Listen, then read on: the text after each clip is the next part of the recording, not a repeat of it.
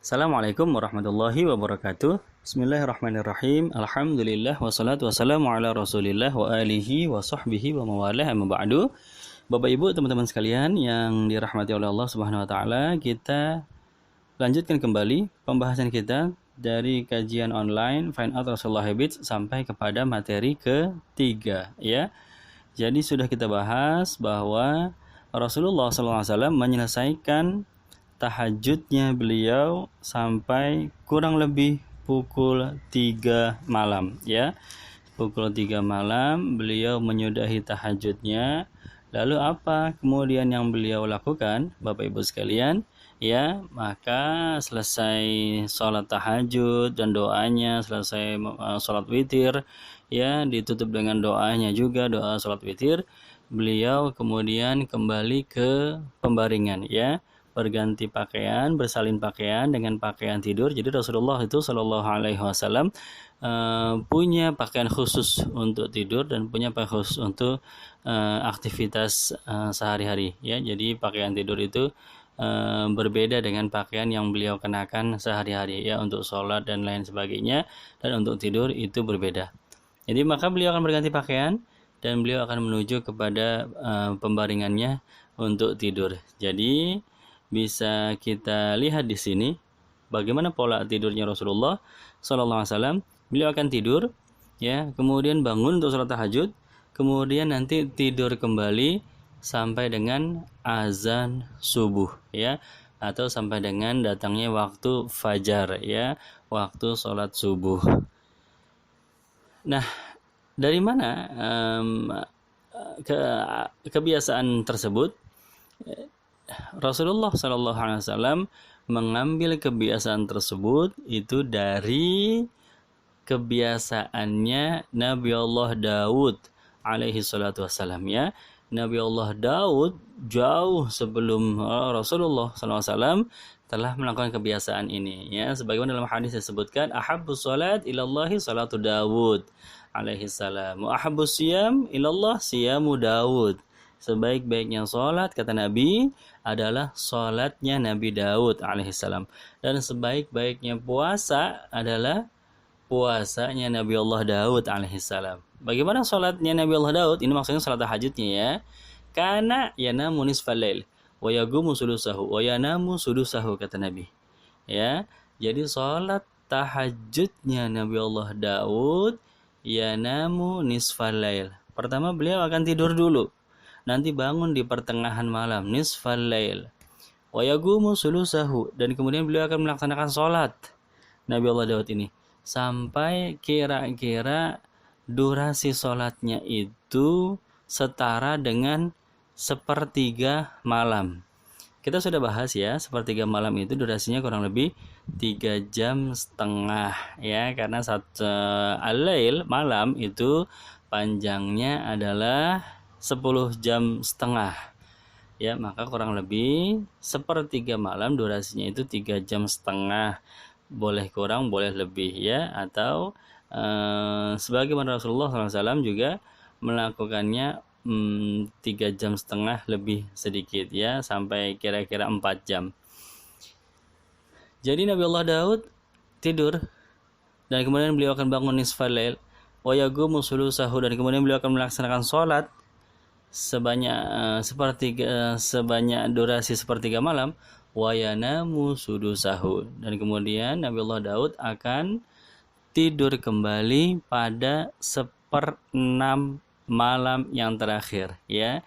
Sudusahu itu 1/6, ya, sudus 1/6, ya, sadis, ya, itu 6, sudus 1/6 bahasa Arab, ya, antik sekali, ya, beda huruf doang, beda harokat doang udah langsung berubah. Jadi Nabi Allah Daud selesai melaksanakan sholat, beliau akan tidur lagi sepanjang sisa 1/6 malam yang terakhir. Kalau diambil dengan pendekatan jam, pendekatan waktu, maka kurang lebih 1/6 itu jatuhnya pada pukul 3 malam, ya. Pukul 3 sampai terbitnya fajar. Seandainya fajar datang pukul 4:30, berarti 1/6-nya itu ada pada pukul 3. Artinya Rasulullah Shallallahu Alaihi Wasallam juga demikian, ya. Beliau tidur, kemudian bangun pada pertengahan malam, kemudian melaksanakan sholat tahajud, menyisakan sampai 1/6 malam yang terakhir. Beliau akan kembali tidur, Bapak Ibu sekalian dan teman-teman yang dirahmati Allah, ya. 1/6 malam yang terakhir, pukul 3, beliau menyudahi sholat tahajudnya. Apa hikmahnya? Hikmahnya ini untuk memberikan tenaga, ya, untuk memberikan tenaga kepada tubuh, ya, mendapatkan quality sleep, ya, tidur yang berkualitas, ya. Setelah panjang beribadah, maka beliau berlaku adil terhadap dirinya sendiri, terhadap nikmat tubuhnya, ya. Maka beliau tidur pada waktu tersebut. Dan juga, ya, hikmah berikutnya, dengan tidur pada 1/6 malam yang terakhir itu akan memberikan kesegaran tersendiri ketika bangun untuk melaksanakan sholat fardu, sholat subuh, ya. Sebaik-baiknya sholat, meskipun untuk sholat tahajud, tentu sholat subuh lebih afdol, ya. Sholat subuh lebih utama, ya, dibandingkan kalau bergadang sepanjang malam, ya. Dibandingkan kalau sholat tahajud tanpa ada jeda, tiba-tiba datang waktu subuh, ya, sehingga belum sempat tidur walaupun sebentar, maka itu rasanya beda dengan orang yang sholat tahajud kemudian diselingi tidur dulu walaupun sebentar, ya, kemudian dia bangun pada waktu subuh. Insya Allah beda rasanya, ya. Ada kesegaran tersendiri, dan itulah yang diinginkan oleh Rasulullah SAW, ingin menghadap kepada Allah untuk sholat fardu dengan persiapan yang semaksimal mungkin, ya, kesegarannya semaksimal mungkin dan seterusnya.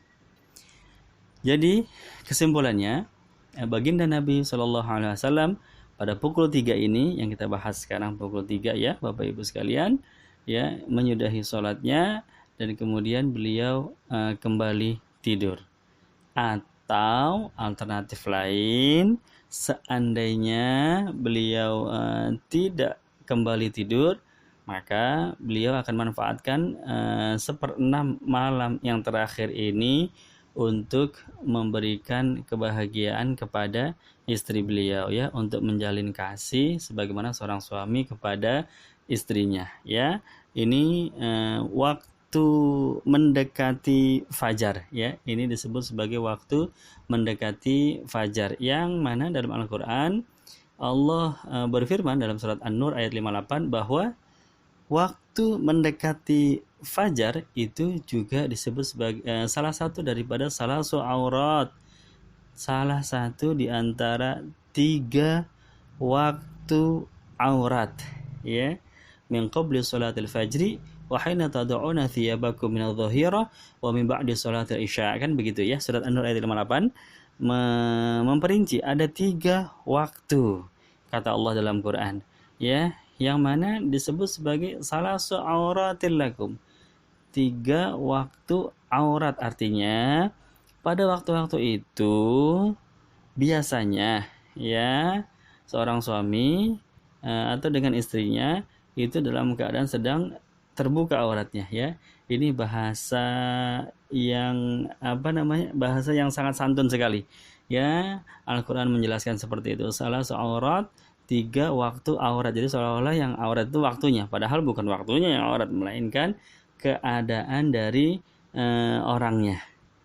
Kapan itu? Min qabli sholatil fajr, sebelum subuh, ya. Salah satunya itu wa hina tad'una siyabakum minaz zahira, begitu pula ketika tengah-tengah siang hari, pada waktu siang bolong, ya, wa min ba'di sholatil isya, dan juga setelah sholat isya, ya. Jadi kesimpulannya bahwa waktu sebelum subuh itu memang waktu yang biasa dimanfaatkan oleh Rasulullah SAW untuk memadu kasih dengan istri beliau Ummahatul Mukminin ya, sebelum subuh. Dan keuntungannya, manfaatnya daripada seorang suami bertemu dengan istrinya di awal malam ya, itu keuntungannya kalau di akhir malam ya mendekati subuh, maka suami istri dapat tidur dalam keadaan suci ya, bukan dalam keadaan junub ya, karena junubnya kan di akhir malam cuma sebentar doang ya. Habis itu datang waktu fajar, maka mandi janabah, selesai bisa sholat fajar ya, sholat subuh. Begitu itu keuntungannya ya. Ini ketika ulama fikih menjelaskan mana yang paling afdol dalam hal suami berkumpul dengan istrinya, apakah di awal malam atau di akhir malam. Tentu ulama fikih mengatakan di akhir malam ya, sehingga apa ini mereka dapat tidur dalam keadaan suci ya, walaupun tidak ada salahnya juga ya, bukan merupakan suatu perbuatan dosa, boleh juga, nggak apa-apa di awal malam ya. Nanti kalau memang kalau memang ingin menunda mandi, bisa berwudu dulu sebelum tidur. Itu juga mengangkat kemakruhan tidur dalam keadaan junub atau dalam keadaan janabah. Baik, Bapak Ibu sekalian, jadi rutinitas Rasulullah Shallallahu Alaihi Wasallam pada pukul 3 malam ya, ada dua alternatif. Umumnya beliau akan kembali tidur ya sampai terdengar azan subuh dikumandangkan oleh Sayyidina Bilal bin Abi Rabah ya, atau itu umumnya ya, atau terkadang sesekali ya pada waktu-waktu tertentu beliau manfaatkan jam 3 ini ya untuk memadu kasih dengan istri beliau ya, Ummul Mukminin. Demikian Bapak Ibu, teman-teman sekalian yang dirahmati Allah, mudah-mudahan bermanfaat ya. Insyaallah akan kita sambung kembali apa yang beliau lakukan pada pukul 4 ya, besok pada materi keempat. Billahi taufiq wal hidayah. Wassalamualaikum warahmatullahi wabarakatuh.